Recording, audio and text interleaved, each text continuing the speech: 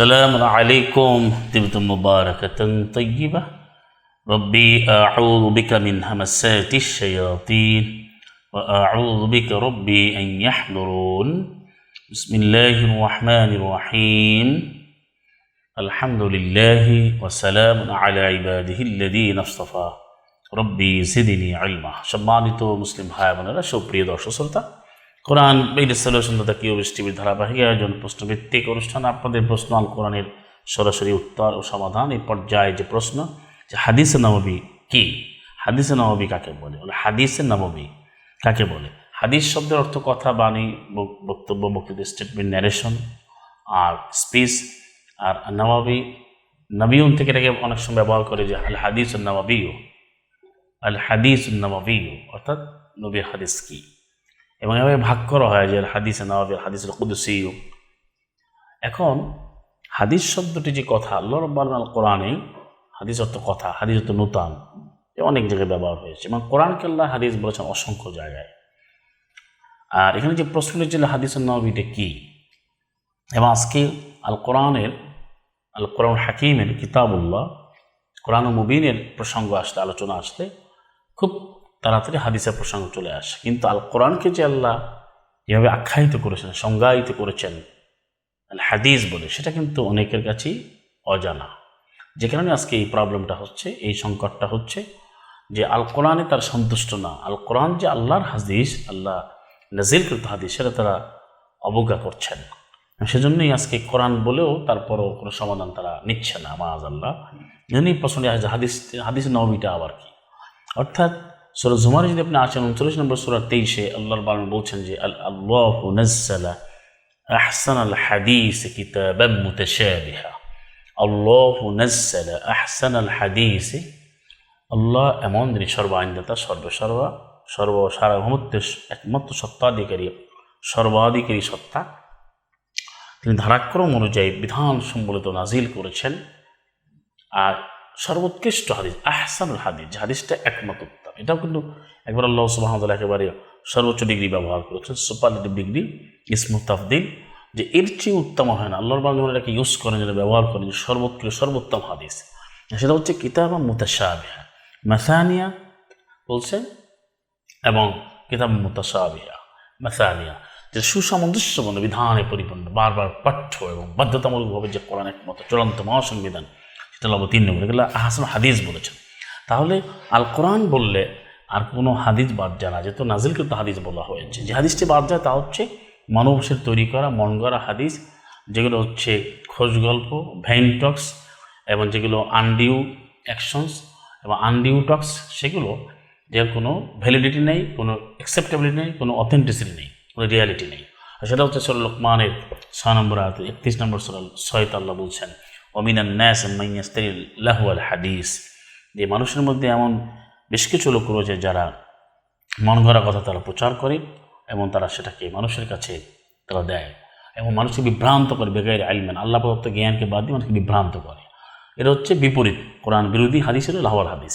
আর হাদিসের বলছেন আহাদিসুন, আল্লাহর বলেন যে হাদিস শিক্ষা দেন, তার একটা প্রমাণ রয়েছে সূরা ইউসুফের মধ্যে 12 নম্বর সূরা 101-এ, যেখানে ইউসুফ বলেছিলেন যে রব্বি কদ আতাইতানি মিনাল মুলকি ওয়া আল্লামতানি মিন তা'ওয়িলিল আহাদিস।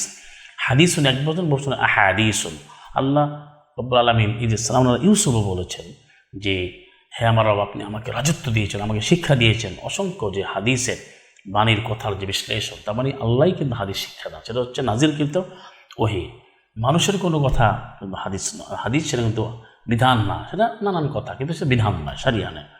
এবং সূরা ইউসুফের 11 নম্বর সর্বশেষ আয়াত 111-তে বলা হয়েছে মা কানা হাদিসান ইফতারা ওয়ালাকিন তাসদীকাল্লাযী বাইনা ইয়াদাইহি ওয়া তাফসীলা কুল্লি শাই ওয়া হুদাও ওয়া রাহমাতাল লিকাওমিন ইউমিনুন। মা কানা হাদিসান, এটা আর এমন কোনো হাদিস নয় কোরআনটা যে হাদিসটা রচনা করেছে, এই হাদিসটা আল্লাহ এটাকে তৈরি করেছেন, রচনা করেছেন, গ্রন্থনা করেছেন। এবার হচ্ছে সমস্ত কিছু সত্যায়নকারী, এটা তাফসীলা কুল্লি শাই, প্রত্যেকটা বিষয়ের ব্যাখ্যা, বিশ্লেষণ, বিস্তারিত বিবরণ।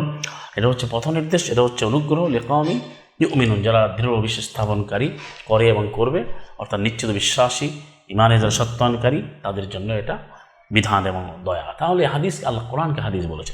তাহলে হাদিসের নববী হচ্ছে কি প্রচলিত ভাষা যেটা বলা হয় যে সালাম আলা মুহাম্মদের কথা, কাজ, মৌনসম্মতি, কৌলুহু ওয়া ফিআলুহু ওয়া তাকরিরুহু বা আকওয়ালুহু ওয়া আফআলুহু ওয়া তাকারিরুহু, কথা, কাজ, মৌনসম্মতি, হাদিস, এই ধরনের সঙ্গে আল্লাহ রাব্বুল আলামিন দেননি।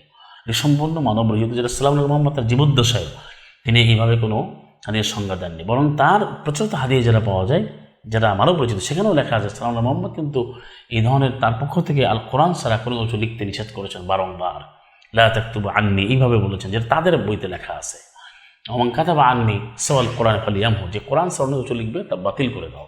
কিন্তু এই প্রচলিত এই যে হাদিস যেটা বলা হলো, এটা কিন্তু তারা মানছে না। অর্থাৎ আল কোরআনকে আল্লাহ চূড়ান্ত হাদিস বলেছেন এবং একমাত্র হাদিস বলেছেন, যেখানে আল্লাহ প্রশ্ন রেখেছেন।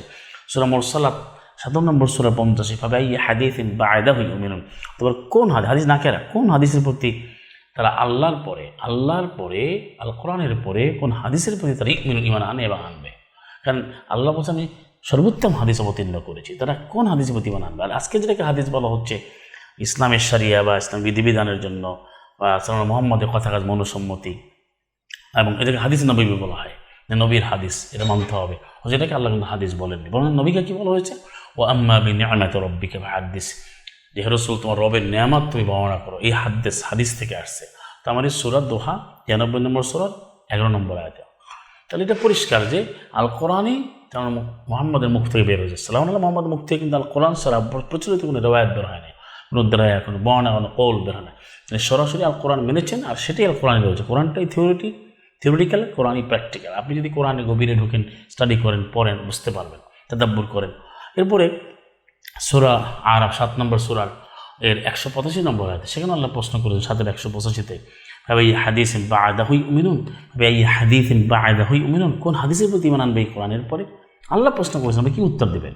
আর যদি আল কোরআনকে বাদ দিয়ে আপনি অন্য হাদিসের প্রতি ঈমান আনেন, ঈমানের মধ্যে নিয়ে আসেন, তাহলে অবশ্যই আল্লাহর প্রশ্ন উত্তর এভাবে দিলেন যে না, আরও হাদিস আছে। আল্লাহ আপনি চ্যালেঞ্জ করলেন, আল্লাহ নাকি আরও ব্যাখ্যা সহ বলেছেন। সূরা জাসিয়া 45 নম্বর সূরা 35 নম্বর সূরার 45-46 আল্লাহভাবে বলেছেন যে ফাবিআইয়ি হাদিসিন বা'দাল্লাহি ওয়া আয়াতিহি ইউমিনুন। আল্লাহ ব্যাখ্যা দিলেন ফাবিআইয়ি হাদিসিন বা'দাল্লাহি ওয়া আয়াতিহি ইউমিনুন, অথবা কোন হাদিসের প্রতি ঈমান আনবে? আল্লাহ এবং তার আয়াত সময়ের পরে, আয়াত বহু বছর, আল্লাহ এবং তার বিধিবিধান সময়ের পরে, আয়াত সময়ের পরে তারা কোন হাদিসের প্রতি ঈমান আনবে? তিলকা আয়াতুল্লাহ, যেটা শুরু করেছেন এখানে, যে আমি এই আয়াতগুলো তোমাদের নাতলুহা, যে আয়াত আমি তোমাদেরকে পাঠ করে দিচ্ছি, উপস্থাপন করছি, আমি বর্ণনা করছি, ব্যাখ্যা করছি। তাহলে ভাবে এই হাদিসিন বা'দাল্লাহি ওয়া আয়াতিহি ইউমিনুন, কোন হাদিসের প্রতি ঈমান আনবে? আল্লাহ এবং তার আয়াত সময়ের পরে, মানে আয়াত তো কোরআনে থাকে। তাহলে 6-109 আছে ইন্নামাল আয়াতু ইনদাল্লাহ, সমস্ত আয়াত আল্লাহর কাছে। তাহলে সেই আয়াতের পরে, আল কোরআনের আয়াতের পরে, আল্লাহর পরে এবং আল্লাহর আয়াত সময়ের পরে যারা অন্য হাদিস খোঁজে, তারা কি মুসলিম হবে? তাদের ঈমান বলা হচ্ছে ঈমানের বিপরীত তো কুফরি।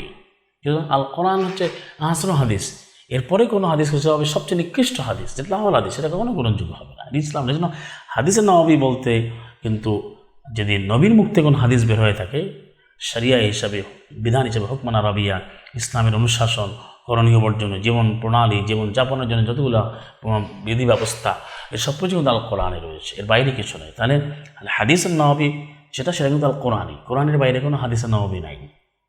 এরপরে আল্লাহ রাব্বুল আলামিন আবার চ্যালেঞ্জ করেছেন যে ওমান আসদাকু মিনাল্লাহি হাদিসা, সূরা নিসা ৪ নম্বর সূরার আপনার ৮৭ নম্বর আয়াত, 87, 4-87, যে কোন আছে আসদাকু, সবচেয়ে সত্য, একমাত্র সত্য হাদিসের ক্ষেত্রে। ওমান আসদাকু মিনাল্লাহি হাদিসা, হাদিসের ক্ষেত্রে, কথার ক্ষেত্রে, বিধানের ক্ষেত্রে, এই বচনের ক্ষেত্রে, বক্তৃতার ক্ষেত্রে, এবং আল্লাহর যে কথা, সেই হাদিসের ক্ষেত্রে সর্বসত্য কে আছে? তা আল্লাহ হাদিসের সর্বসত্য হাদিস, সর্বসই হাদিস।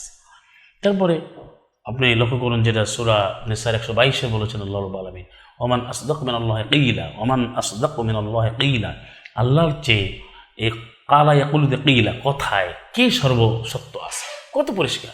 তাহলে আপনি যখনই আল কোরআনের বাইরে গিয়ে কোনো হাদিস খুঁজবেন, সেটা হলো আল্লাহর বিরুদ্ধে যাওয়া এবং মোহাম্মদের বিরুদ্ধে যাওয়া। মোহাম্মদ যে হাদিস বলেন নাই, সেটা আপনি তার নামে চালাচ্ছেন। এর চেয়ে বড় কুফরি, বড় শিরক, বড় চক্রান্ত, বড় প্রতারণা, বড় প্রমাণচনা, বড় ধোঁকা, বড় ছলনা হতে পারে না।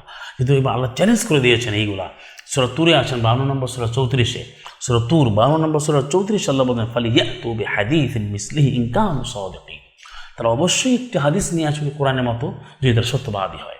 তাহলে কেউ কি পারবে কোরআনের মতো একটা হাদিস নিয়ে আসতে? আজকে অনেক কিছু নিয়ে এসেছে, কিন্তু তা কিন্তু আল কোরআনের মতো হয়নি, কোনো দিন হবে না। সুতরাং আসুন আল হাদিসুন নবী বলতে বোঝায় শুধুমাত্র আল কোরআনই হচ্ছে সালাম মোহাম্মদ হাদিস। সালাম মোহাম্মদ আল কোরআন ছাড়া কোনো হাদিস তিনি রেখে যান নাই। আল্লাহ যেন আমাদেরকে বোঝার তৌফিক দান। ওয়া আখিরু দাওয়াহুম আলহামদুলিল্লাহি রাব্বিল আলামিন। সালামুন আলাইকুম তিবতুম মুবারাকাতুন তাইয়্যিবা।